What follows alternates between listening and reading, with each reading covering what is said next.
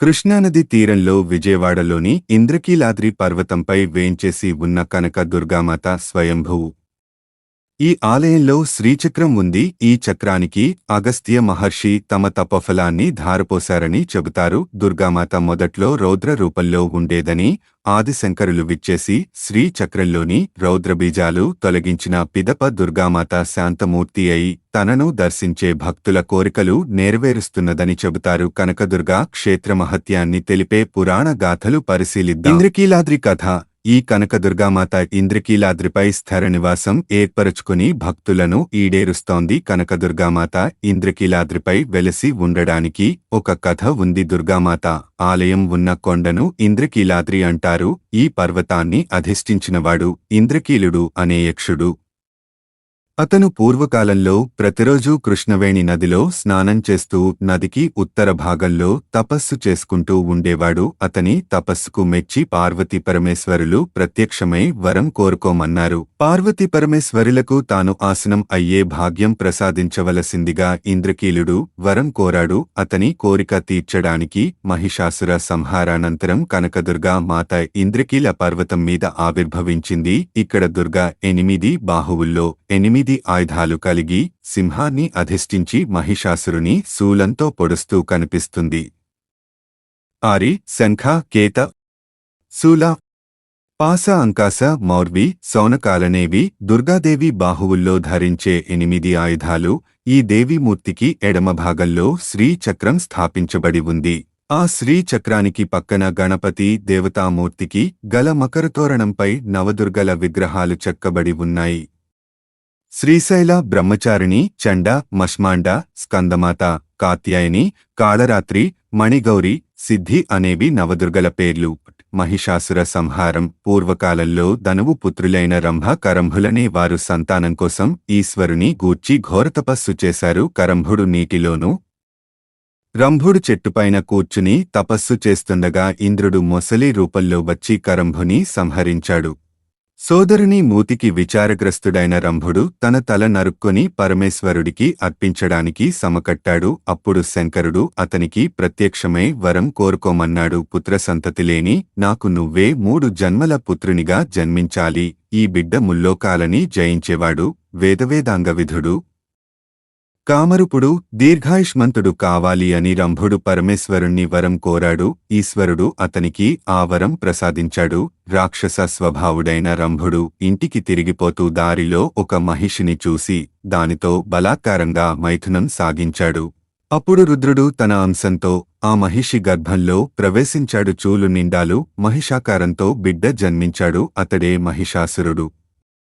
అతను మహాబలవంతుడై ఇంద్రుని జయించి స్వర్గాధిపత్యం పొంది ముల్లోకాలని గజగజలాడిస్తూ లోకకంటకుడయ్యాడు. ఒకసారి మహిషాసురుడు కాత్యాయని మహర్షి ఆశ్రమానికి వెళ్లి అక్కడ స్త్రీ చేతిలో నీకు మరణం సిద్ధిస్తుందని శపించాడు. అయినా ఆ అసురుడు తన దుష్టబుద్ధిని వీడక స్త్రీ సాధుపుంగవులని, దేవతలని, ఋషులను బాధిస్తూనే వచ్చాడు. అప్పుడు దేవతలంతా కలిసి ఆదిశక్తిని ప్రార్థించారు.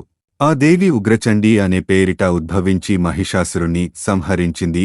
మరో జన్మలో మళ్లీ ఈ మహిషుడు రంభుడి పుత్రుడిగా పుట్టి తన దానవ నైజంతో దేవతలని పీడిస్తూ ఉంటే ఆ దేవతల ప్రార్థనపై ఆదిశక్తి భద్రకాళి రూపంలో అవతరించి మహిషుని మట్టుపెట్టింది. 3వ జన్మలో ఈ మహిషుడు ఘోరతపస్సు చేసి బ్రహ్మ వనవరాలు పొంది ఇష్టానువర్తిగా వ్యవహరిస్తూ లోకపీడితుడయ్యాడు. ఆ మహిషునికి ఒకరోజు మహాకాళి తనని ఒరిసిపట్టి తల నరికి రక్తపానం చేస్తున్నట్లు భయంకరమైన కల వచ్చింది. అందుకు కంపితుడై మహిషుడు భద్రకాళిని గూర్చి ఘోరతపస్సు చేశాడు.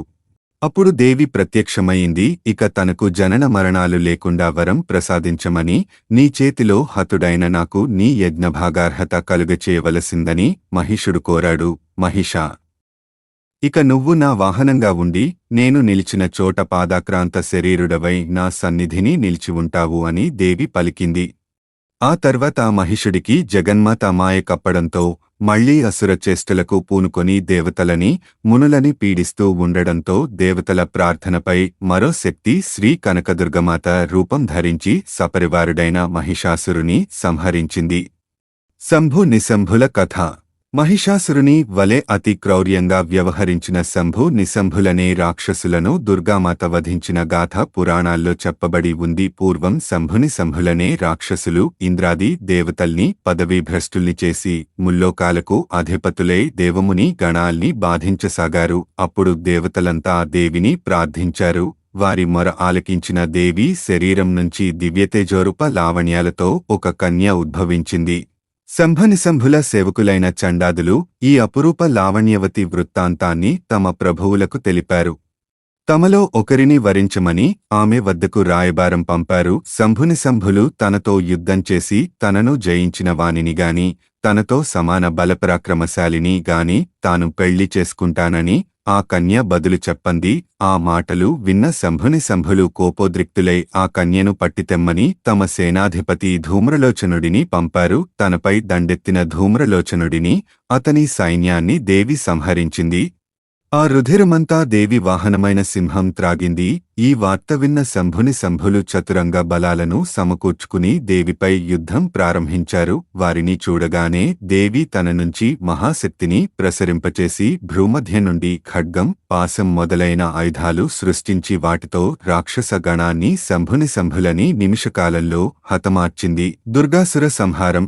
ఇలాగే దుర్గాసురుణ్ణి దేవి సంహరించిన కథ కూడా పురాణాల్లో పేర్కొనబడి ఉంది. పూర్వం దుర్గాసురుడనే రాక్షసుడు బ్రహ్మను గూర్చి ఘోర తపస్సు చేసి అనేక వరాలు పొందాడు. ఆ వరగర్వంతో అతడు విర్రవీగుతూ ముల్లోకాలను గడగడలాడించసాగాడు. ఇంద్రాది దేవతలు అప్పుడు పరాశక్తికి మొరపెట్టుకోగా ఆ దేవి కరుణించి శతాక్షి రూపం ధరించి దుర్గాసురుణ్ణి సంహరించింది. ఆ దేవి హేమవర్ణ తేజస్సుతో వెలుగొందడం వల్ల హేమదుర్గే అని ఆమెను దేవతలు స్తుతించారు. దుర్గాదేవి దుర్గాసురుని సంహరించడం కోసం వరుణునిచేత శంఖం, అగ్నిచేత బల్లెం, వాయువుచేత బాణాలు అంబులపొది, ఇంద్రుని చేత వజ్రాయుధం, బ్రహ్మచేత అక్షమాల, సూర్యుని చేత కిరణాలు, శివుని చేత సింహవాహనం పొందింది. స్కందపురాణం సహ్యాద్రి ఖండంలో ఈ దుర్గామాత విజయగాథలు పొందుపరచబడి ఉన్నాయి. శ్రీ మహాకాళి, మహాలక్ష్మి, మహాసరస్వతి, బాలా త్రిపురసుందరి, లలితా త్రిపురసుందరి, రాజరాజేశ్వరి, చిచ్చక్తి రూపమైన కుండలలి మహాశక్తియే శ్రీ కనకదుర్గాదేవి.